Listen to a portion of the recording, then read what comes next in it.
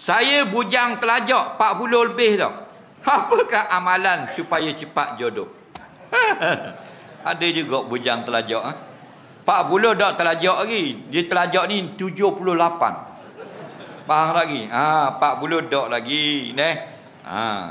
Ada sahabat saya dikahwin umur 56. Dan dapat sekarang 4 orang anak. Sekarang dah 4 anak dapat. Mung baru 40 lebih. Muda lagi. Kata orang putih, life begin at 40. Lelaki hidupnya bermula ketika umur 40.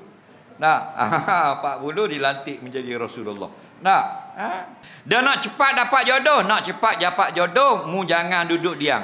Dia duduk diam dalam rumah dia, lepas tu nak suruh orang puang pergi rumah dia hunggar ramai-ramai. Mu payah. Apa bisim no mu nak puang mana? Gi kabur ke dia. Nampak? Senang. Jodoh buat cara Islam. Cara Islam ni gi kabur ke dia.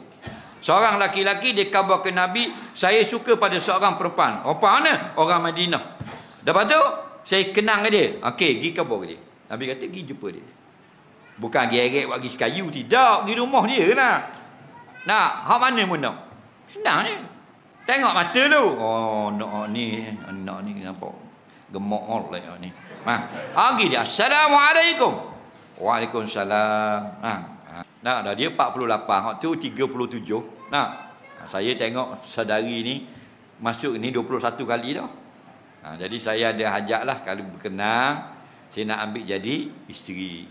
Ni nombor telefon saya. Miss call, saya datang bawa orang tua nak merisik, meminang dan sebagainya. Saya cakap banyak. Itu cara Islam. Kenang hak mana tu, duduk kat sejik tepi rumah. Assalamualaikum, waalaikumsalam, saya begini kerja marang ini, bawa bank, bawa ni melas ming apa semua. Saya kenal nak ambil puan ni sebagai isteri saya. Faham tak? Ada jodoh insya-Allah. Esok ting miss call. Kita pun khabar ke mak ayah pergi rumah dia. Tu cara dia. Hak molek-molek cari hak mari surah sejik. Kek gi dia balik kek gi lepas kuliah kek gi muita tengok. Ikut rumah mana duk. Siapa rumah ni? Kita pun tanda location. Tu dah ambil attitude dia. Esok mari lah saya malam-malam kalau tak pergi rumah orang, esok mari. Tengok orang puan duk nyapu luar rumah. Moci. Hak tu hak 30 hang lebih kurang puan tu hak duduk sejik gi sama semalam tu. Anak moci tu. Anak moci lah tu. Saya kenang ke anak moci. Saya nak buat isteri saya. Ibu bapa saya nak masuk meminang, boleh tak moci? Kalau ada jodoh, silakan. Tapi jangan minggu ni, nak balik raya dulu faham. Minggu depan mari. Tu cara dia. Betul tak?